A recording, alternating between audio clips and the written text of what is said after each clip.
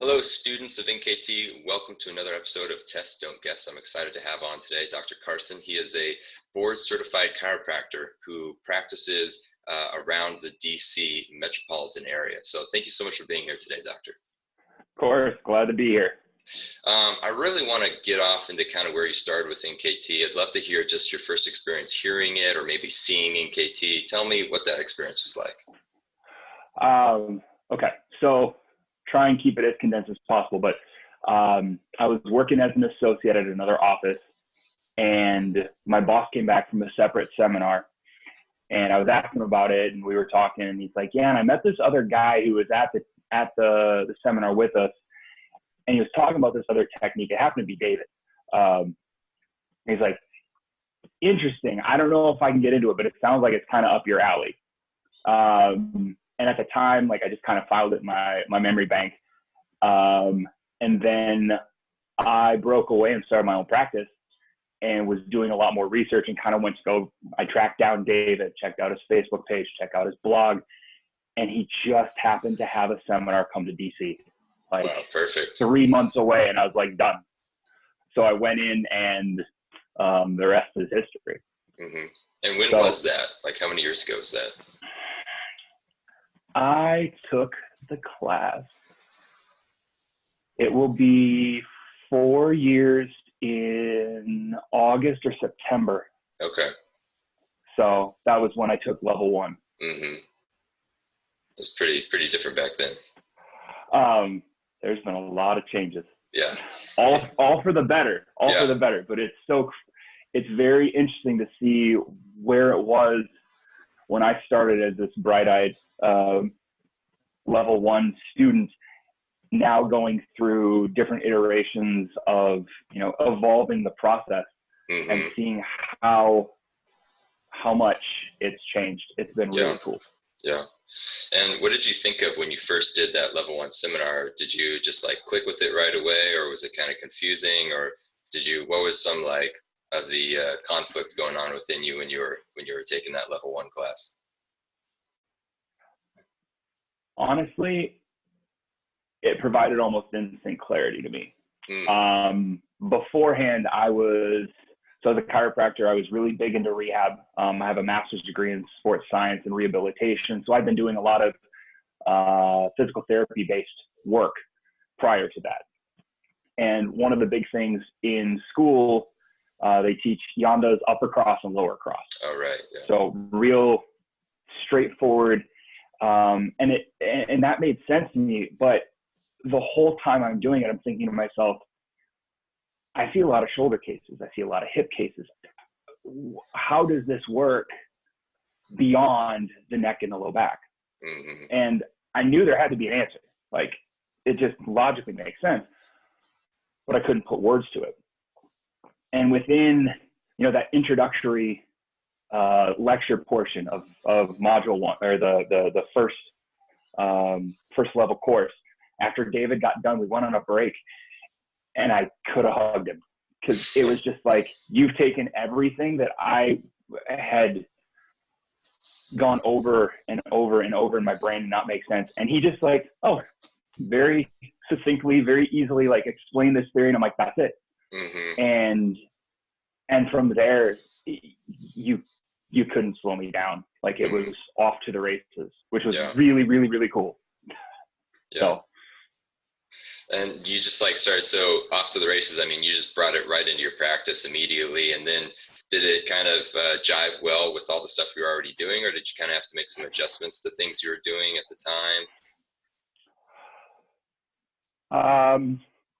I guess looking back at the silver lining that I just started my practice 2 months prior to taking NKT. Oh, wow. Because I was brand new to practice. And I couldn't bring my patients from my old practice with me because of, non-compete clauses and crazy stuff like that. So I was starting fresh, and my patients were kind of just guinea pigs from the get-go. But when I started every session, it was kind of like, I'm learning all of this new stuff to do a better job for you. So we're just going to hold hands and kind of go through it. I might fumble my way through. Like I had the book, or I had the, I think I bought David's book on Kindle. Mm-hmm. So I have my iPad and I just laid it right on people's stomachs. I'm like, you're going to be my book holder. And, you know, I might fumble through a few things every now and again, but my patients never even knew any different. When I started my new practice, going from what I'd done before to, you know, post NKT was different, but in my practice, like pretty much from day one, it was with everyone I use, because that's a really good way for me to learn. Is if I learn something, I'm going to go apply it with everyone. Yeah. And just go for it. Yeah. And it really helps. Yeah. Just like you put yourself on the spot in the session. It wasn't like practice, and then once you got it, you'll go in and bring it into work. You were just like, I'm doing it now. I know this is what I got to start doing with my clients. And you're just like, I love that honesty too, of like, I might make a few mistakes here, but like, apparently they stuck with you. That's so great. My patients know I'm always going to be real. I'm always going to tell them kind of, if I don't know, I don't know. I'm not going to fake. Like I'm not going to make up an answer on the spot. If I don't know something, I'm not going to know it, but I decided go big or go home, and went in guns blazing. But the thing is, with NKT, you start seeing results. That's all it took. Because if you can make a couple of connections and people can see like, hey, this hurt before and it didn't, or I can do this now and I couldn't before, that's all you need. Mm-hmm. And then they're like, yeah, you can, if this is what being a guinea pig for you is, I'll sign me up. Yeah. So, that's great. Yeah. So then what was the progression from level 1? Like how much time until you took level 2 and 3? And then what was the learning process with those? Was it kind of the same? You just went right into it. You loved it. It clicked. And then you just like started bringing it into the office right away. I couldn't get enough. I'm a seminar junkie. Yeah. I am Seminar Addiction Anonymous. I'm at every meeting. If someone would fund my continuing education, I would be going all the time. Yeah. I love it. So I took level 1 in, I want to say August or September of 13. That winter, I went to Toronto to go to take level 2 with Kathy, which is dedication, because Toronto in the dead of winter, anybody who's up in Canada knows it's brisk. So I braved the winter to get up there, because I was always trying to stay on the East Coast. Starting my own practice, I didn't exactly have a ton of travel funds saved away to venture out west. That's why people out west don't see me very much, but I tried to do everything East Coast because it was a little bit more convenient. So I did level 2 in I remember the Winter Olympics were going on at the time. So it must've been like February of 14. Okay. And then level 3 was June of that year. So okay. I was through within a calendar year, but it was, I just pushed myself because I saw the results and it was like, I couldn't get enough. Mm-hmm. Not to say there weren't struggles. Yeah. Because good God, were there struggles, but it just made me persevere and get the material that much. I worked that much harder to really grasp certain things. Yeah. Yeah. What were maybe a couple of things that you struggled with the most? I was just stubborn, because I thought I had to do it all. So when anyone from the DC Army knows this, because I lived it, I would be the person who I had to find a solution. I wasn't going to ask for help. I was going to figure it out. I was going to be that guy. And I was a dumbass. That was stupid. So I did a lot of learning the hard way. Just basically trying to go without support which is now that I'm looking at it, like that was the dumbest thing I could have done because of the great support network that is NKT. You know, you've got assistants and instructors in the forums. You got other, I mean, even the people who aren't necessarily helping with the courses, you've got brilliant people who've taken this and can give you varied perspectives on what they've seen. That is worth its weight in gold. I was too stubborn to do anything about it. And it's actually what led to, I think it helped lead to me to leading the study groups here in DC. Was I think I sheepishly asked David at first. I was like, you know, I've been through some crap trying to learn this on my own, and I don't want other people to do that. And kind of tried to get his blessing to take over the DC study group, and kind of my goal has always been, don't be me. Don't be like old Carson. So. Well, as a study group leader, what are some big mistakes you see a lot of people make nowadays?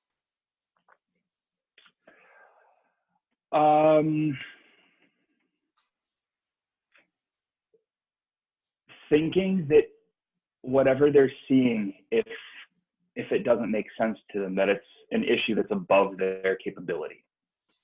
That's a good one. Okay. I see a lot of, that's gotta be a jaw. It's gotta be a something.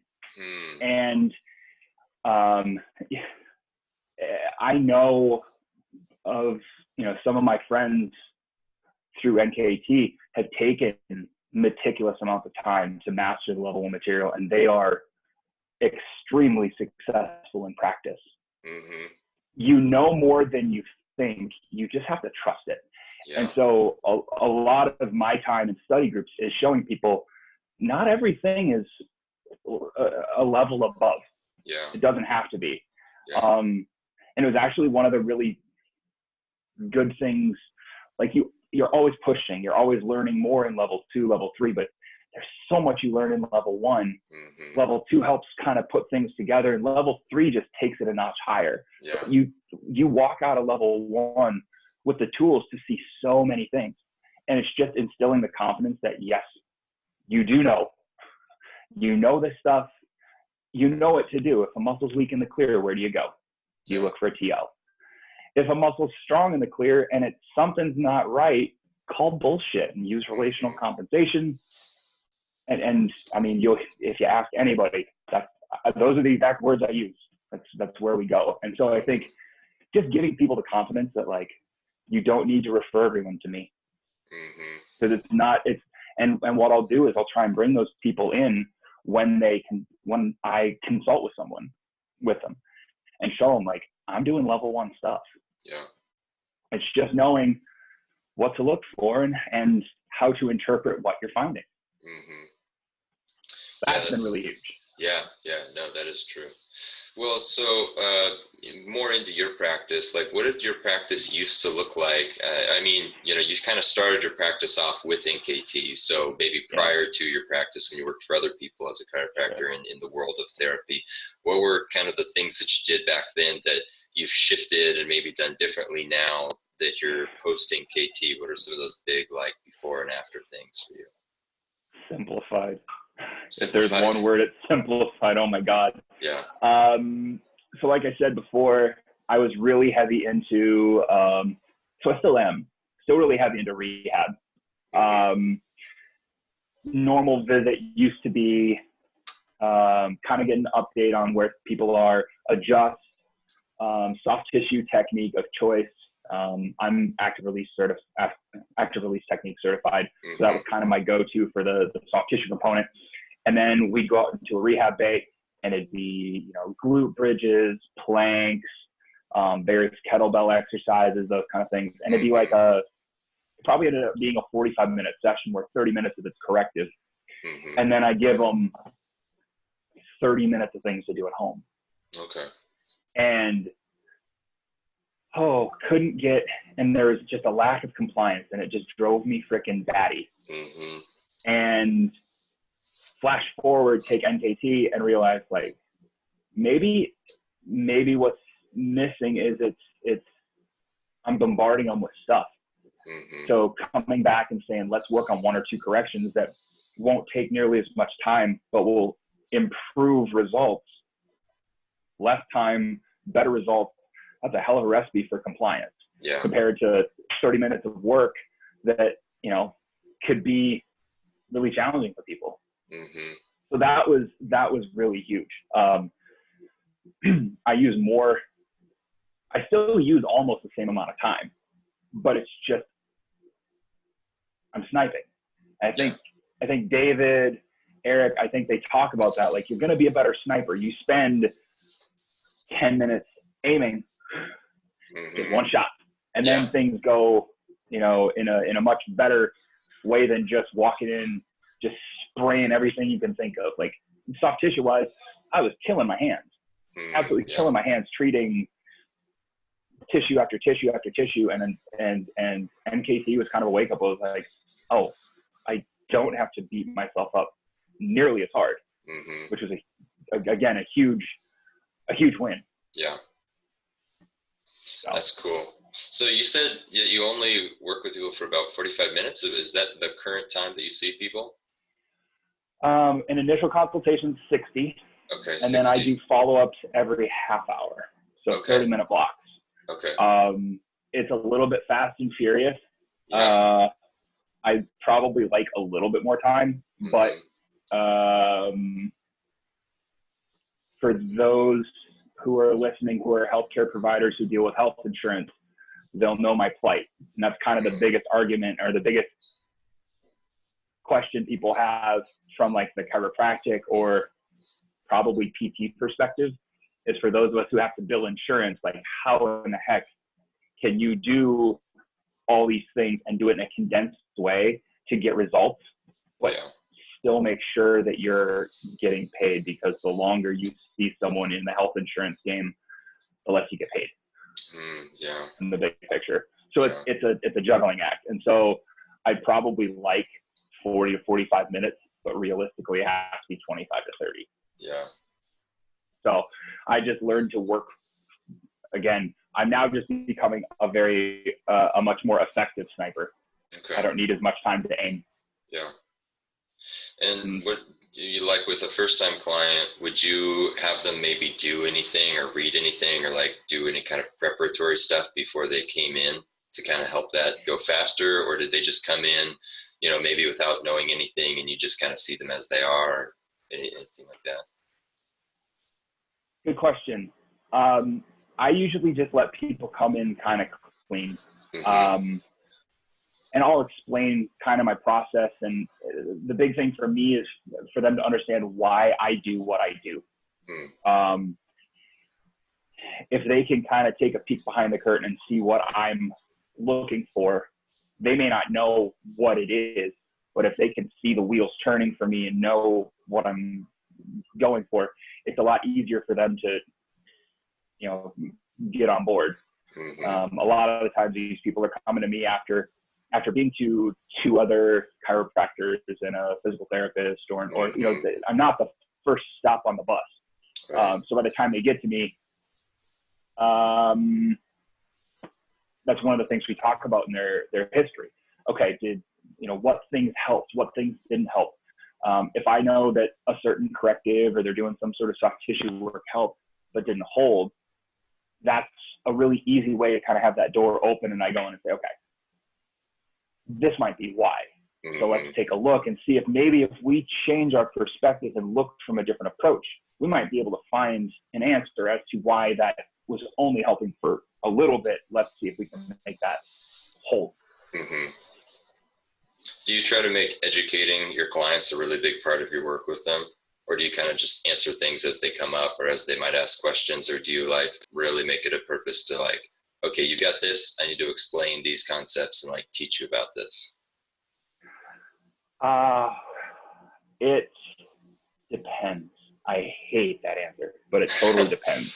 Okay. I've got some people who come in here and they're like, just shut up I don't need to know. Just do your thing and let me walk out of here feeling better. Yeah. I prefer a slightly inquisitive patient because that dialogue, to me, it gives you buy-in. And to me, I feel like there is a level of accountability that comes from that. Like you're taking control of the reins. And if something I do doesn't make sense, you know, it's not, oh, the doctor's always right. Like, why is the doctor doing this? It's a really interesting balance. You don't want them to over question, but you want them to know what's going on. For those people, when they, like I said, when they see the wheels turning, some of them have even started joking, like, I have a thinking face. Oh yeah. So they know when I'm parsing through something, there's a look on my face. They're like, oh, here, something good's coming because he's thinking. So those people want to know, like, how am I getting from A to B? Other people, it's just come in, do your thing. I don't need the details. Just tell me what you need me to do. I'm gonna do it. Send me on my way. So I see a blend of those. Yeah, definitely. Yeah, I often end up telling my clients, you know, I want you to ask me questions. I want you to ask me why. And then I, you know, but I have more of a teaching background, and so I kind of like to yammer at my clients too. So I, you know, sometimes like, all right, Brandon, all right, you gave me your lecture on that last week. Stop it. Yeah. I'm a bullshitter. Yeah. So I'm usually, those 30 minutes go by fast, and I'm still trying to work while, we talk about God knows what. So, it's a really easy way to kind of let that happen when it does. So it's actually harder for me when someone just says, just let me lay down and just do what you need to do. I'm like, yeah. What are we doing with this? Yeah. But, totally. You know, so I'll see a range. And then do you do NKT with kind of everyone that comes in, or do you have kind of like a variation of what people are actually seeing you for? Do you not always use NKT, or like how much is it involved in your practice? 99.98%. Okay. 98. Oh. 99.98, because there's one family who've been coming to me. I inherited them as patients from my last boss. Okay. And they've stuck with me every time I've moved locations or whatever. Wow. They've just followed me. So I guess I'm kind of a member of the family now. So, but they're getting them on the NKT bandwagon has been more taxing than normal. So it's they've been kind of the family that is the one exception to the rule, but pretty much anyone else who comes in here, I do a very specific set of things. And I probably piss people off. If there is a complaint about how I practice, if people come in here and say, oh, I need this adjusted, this always gets adjusted, I say, this isn't a haircut, sweetheart. Yeah. I'm like, I've done that. It doesn't work for me. I found that the way I assess gets results. The way that these techniques that I've incorporated get results. And I'm only going to bring the best. So, so everyone gets NKT. Everyone comes through. They do a top tier SFMA evaluation. We can talk about SFMA in a minute. Everyone I see is assessed with NKT. Okay. And then, your treatment's going to vary. I might do soft tissue on some people. I might adjust on some people. The correctives will be different from person to person. But this process is why people come to see me. And so, a mentor of mine really taught me to stick to your guns about that. People come to you because you do what you do and you do it well. And I let word of mouth kind of do my marketing for me. So when people come in, I'm seeing less of those people who have questions about it. Like now there's an expectation. They're like, oh, doc's gonna come in, he's gonna do some testing and stuff that no one else has done. And, that's just kind of how it is. So I guess, and I do think that some of that comes from probably from the get-go having it. When I started my practice, this is the algorithm. It's always adapting, but this is how it's been. I'm always going to try and make it better, but everyone gets these things. Yeah. It's just kind of part of the experience, I guess. Yeah. So take me to, you mentioned just a second ago, like your SFMA stuff. What are some other like pre-assessment or pre-NKT assessments you might do? I mean, David does a lot of those, range of motion, single leg stance, things like that. What are some of those that are maybe standard for you that you're like, okay, this is my checklist, or this is what I would do to help me guide my NKT or before I do NKT? Meticulous history. Just shy of having a spotlight on someone's head. Yeah. In terms of questioning. For when I first started, I learned that it's not just the questions you ask, but it's how you ask them. And so I'll come back to the same question 4 different ways within a history, because I know certain answers. Like there's for instance, asking about injury history. Any falls, any sprains, any strains? Patient says no. Okay. Any rolls of the ankle, any twists of the ankles? No. You ever step off a curb wrong? Or, for my ladies, any of those nights out where you're had a few too many drinks and you're wearing heels and you kind of roll over the heel. Oh yeah, I had one of those. That's an ankle sprain. But it took 4 of the exact same question with different words to get there. Yeah. So my history, like the reason my initial is an hour is because almost 30 minutes of it is history. And I've found that if I don't do that, I will miss something, and 2 or 3 visits away, I will have them on a table and I'll be scratching my head because something won't add up. And then I ask them, they're like, oh yeah, I had a kidney transplant. They've got a giant scar on their side that they just neglected to, and so that was one of my big lessons, was not only ask a lot of questions, but know how to ask the right ones. Right. So really thorough history. As a chiropractor, I'm what's considered a portal of entry provider, which means I could technically see someone for anything from back pain to kidney stones to, heart murmur. So our clinical training covers the gamut. Wow. So depending on the so there's a lot to parse through. So depending on the clinical history, I may have to do an abdominal exam to make sure that I'm dealing with musculoskeletal complaints, not what was the one guy I had? Colitis. So he had a large intestine inflammation. Oh, wow. That was presenting as like right SI, lower back pain, but his abdominal exam just like I went with my gut, checked his abdominal exam, and it didn't go well. And I was like, you need to go see a gastroenterologist. And he emailed me a couple weeks later. He's like, yeah, I got on, doctor took care of this. It was an infection in my large intestine, gave me some antibiotics, completely symptom-free. Wow. So, so there's a lot of things that I have to kind of parse through in terms of what system are we dealing with.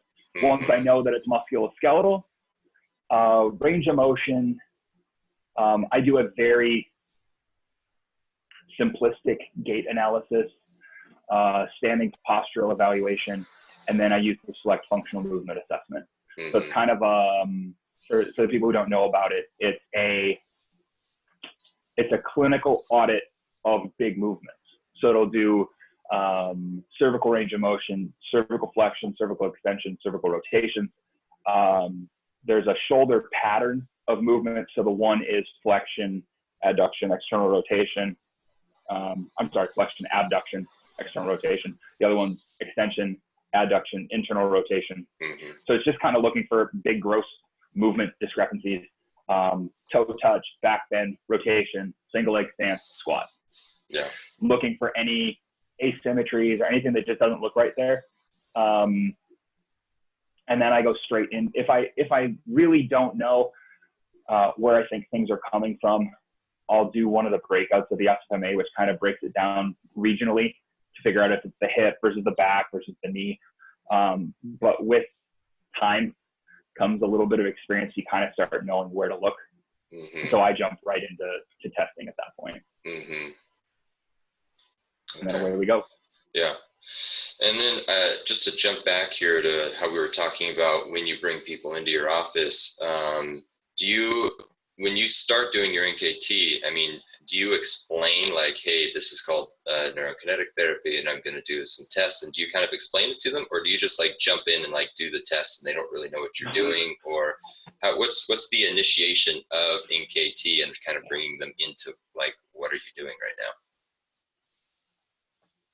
I definitely don't ninja attack them. I'm not a very subtle ninja, standing 6'7". But what I do is I will talk to them about it kind of parlays off the SFMA. I talk about how when we don't move well, our body will tell us that we're not moving well. The problem is the language of pain is a language that you as a patient, you don't necessarily understand. So it's like someone telling you something's wrong in Dutch. If you're fluent in Dutch, we're great. I don't know many people who aren't over in Amsterdam. If you are, I'd like to learn it. But the body's trying to tell you something, but you don't know what that is. And it's usually coming from movement that is not efficient. It's effective, but not efficient. And when you move effectively, it works until it doesn't. And when it doesn't, you've got a problem. So I use a muscle testing technique called NKT, or neurokinetic therapy, to start looking at how the body's recipe of movement is working. Is everything firing as it should, in order, in sequence? Is everything jiving? If you've got pain, the answer is no. I know that. I just got to figure out where's the hitch. And then we get into testing, and I can show people, here's what a test feels like. Sometimes it'll be weak. That doesn't mean you're weak. It just means you don't quite know how to perform the action, but it's not a loss of strength. That's a really big thing that people have when they come in. I've got really weak with back pain. People always say, I've got really weak core. Bullshit. You passed my strength test. You walked in the door. If you can walk in, you've got adequate strength. What you're missing is how to harness that power. You're shooting a cannon from a canoe. It doesn't go well. So what NKT does is it looks for how are you not stable? And, I use a lot of metaphors, a ton of them throughout a day, because as soon as you can start kind of tying it into something people know, you're going to get a lot more buy-in, because it makes sense. Yeah. It's just you have to make it make sense. And sometimes you'll swing and miss. God knows I have. But you just start kind of tailoring it based on, when you're getting to know somebody and you're going through the evaluation, you start kind of getting a feel for what they know. And you just run with it. So, as soon as I tell people, pain is usually from dysfunctional movement. What's dysfunctional movement? Anything that's not efficient. As soon as you don't have efficient movement, then I just got to figure out where is the inefficiency, and then start testing. Yeah. Do you start off with certain like protocol of tests, like how you were saying that you have kind of your, movement assessments you do when you start doing the NKT tests? Are there like certain testing protocols you always start off with, or certain ones that you just would like, I would never do this first, or anything like that? I used to start from the inside out. Always, you know, everyone talks about the powerhouse five. Mm-hmm. So rectus abdominis, transverse abdominis, psoas, erectors multifidus, QL. Because I do believe that to some extent dysfunctions come from the inside out. But if I've got a patient who's got a suspected shoulder impingement, it's a hell of a lot harder to get them to buy in by working their core first. Mm-hmm. So I kind of had to evolve my thought process a little bit.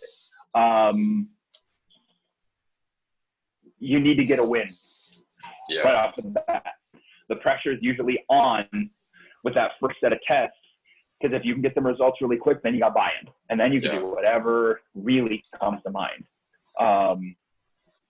So it's evolved a little bit. I wouldn't say that there's necessarily a specific order of testing that I'll do. It depends on the area that I'm looking at. For instance, shoulders, again, ask anyone from the DC Army. I'm all about the scapula.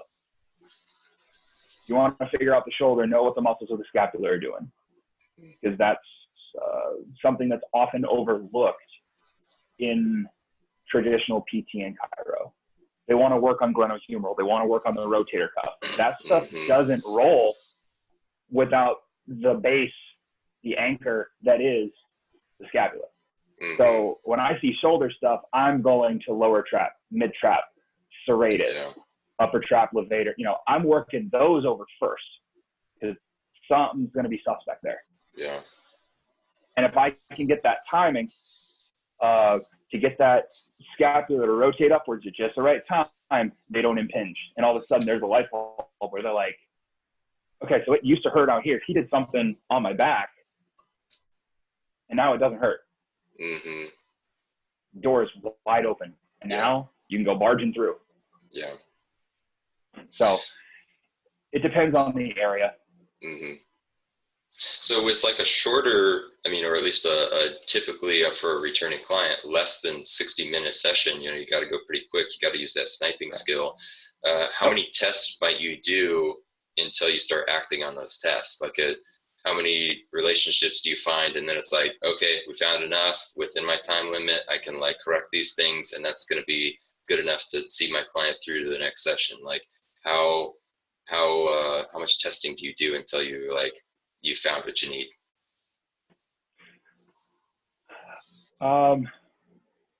It's evolved. It's evolved a little bit. I used to find a pair, correct it. Find another pair, correct it.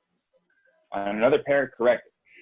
I'm spending a little bit more time looking for patterning now. So I'm looking for, spoiler alert for getting ready to take the level 2. I love the subsystems. That's my favorite thing to teach. And I think it's the thing that people kind of brush to the side from level 2. But it's so critical, because if you can pick out patterns, then you can connect a lot of dots and you save yourself a lot of those mid-level corrections that are somewhere within that pattern. So now I might test,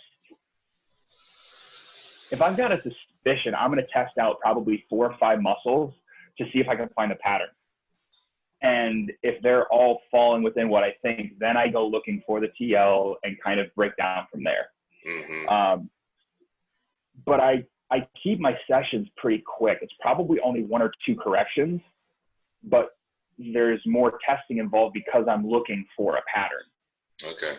And once I find that pattern, like I said, then things get a lot more, you kind of parse out the fluff. But that just takes, and that just came with time, you know, because, when I started level 1, I'd find 6, 7, 8 things and just boom, boom, boom, boom, boom, awesome. And then send someone home with 1 or 2 of them.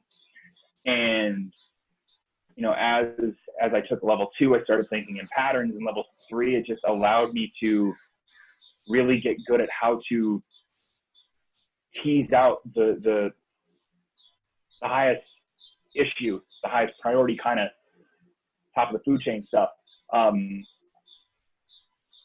I tested a little bit more, but I know that, okay, these 6 things all fall in line in this dysfunction. Mm-hmm. So if I find that one thing, we probably bring a whole lot of stuff back online. Yeah. And so when you're doing something like the SFMA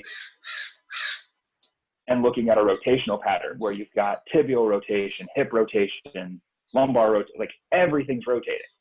If I can have an impact on that entire kind of rotational pattern by making one correction rather than 7, mm-hmm.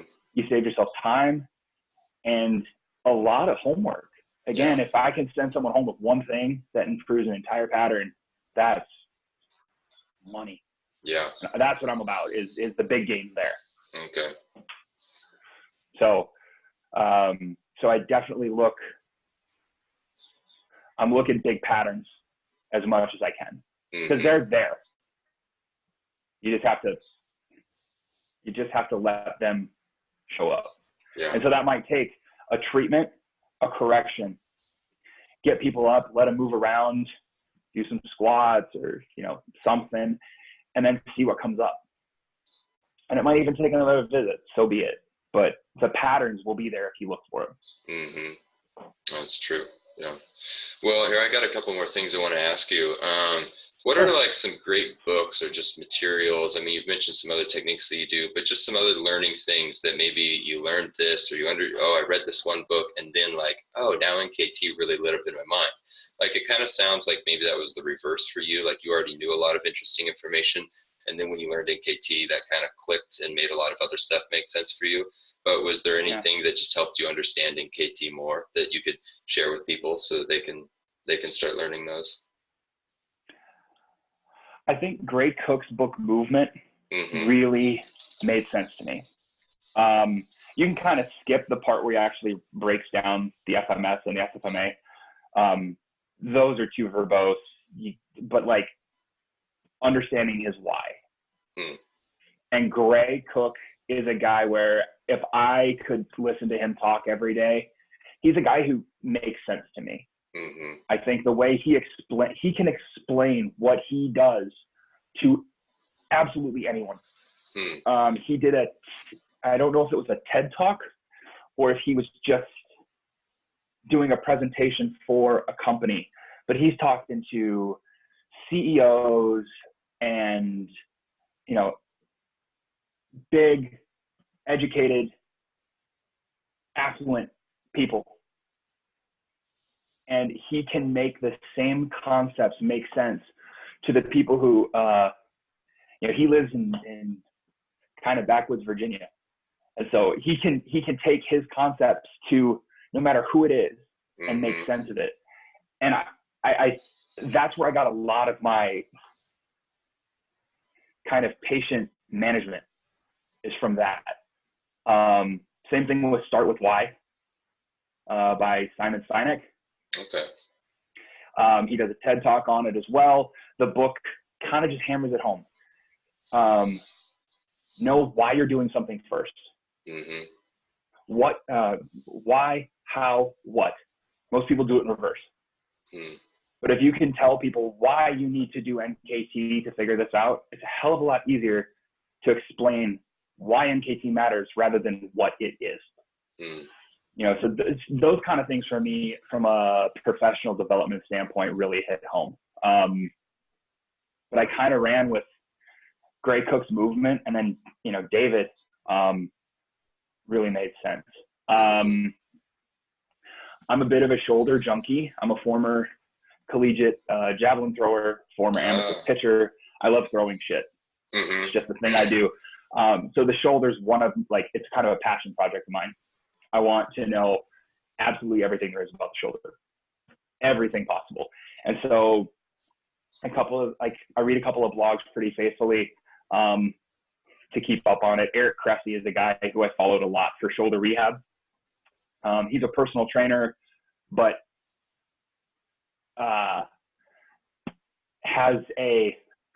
feels like he's got a diplomate in the shoulder, because he like the way he explains it, it's so phenomenal. Trying to think if there's any other books that come to mind. most of the time I'm perusing the Facebook threads for stuff rather than reading, doing most reading for personal or professional development. Yeah. I don't read well. I don't sit still well. So Yeah. if I do anything, it's got to be an audiobook or else it's going to be rough. Yeah, I know. So. Yeah. I'm the same way. It's you start talking for too long. That like right now I'm standing, this is like a standing desk that I have because if I were to sit, I get too fidgety and I know what you mean. Yeah, I'm rocking. I know I am. Yeah, I'm pivoting back and forth. It's just a thing. I hear you. Yeah, that's why we do this profession. We're too kinesthetic, Exactly. Yeah. Very much so. Well, Carson, is there any just last word of advice you could give everybody, the students of NKT, just, like a motto that you keep with you or something that you like to remind yourself from time to time or something that helped you when you were first learning? Just a last word to end with that can help people. Oh, man, I only get to pick one ism. Oh, God.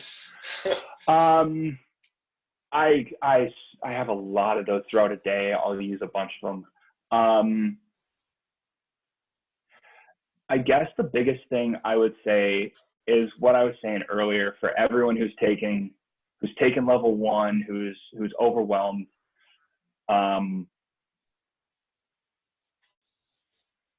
Not everything is going to be out.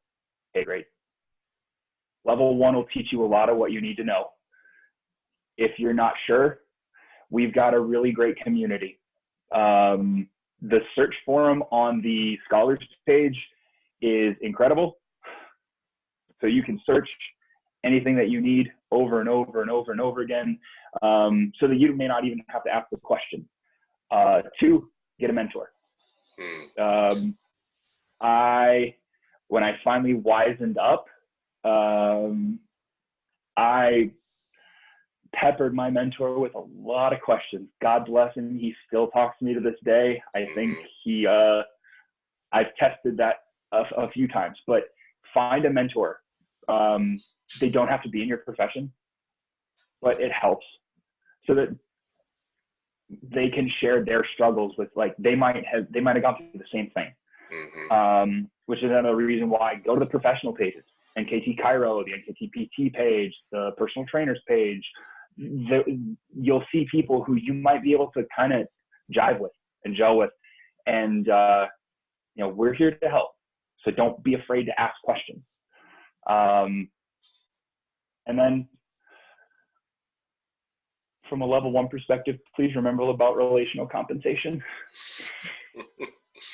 Yeah. I've got things from each level that I love, and it's usually the stuff that gets glossed over. Yeah. In the big picture. So that's the stuff I bring back to. I think we'll go with that. All right. Well, hey, Dr. Carson, it's been super great to just hear your experiences and all of your advice. Sure. I love being able to talk to you today. Thanks so much for being here. It's really been a pleasure, and it's awesome that you were just willing to share all this. And I'm honored to be. You've got quite the list of providers that I'm following up on. So hopefully this doesn't. Hopefully the caboose of this train isn't too rough. Thank you again very much. Thank you.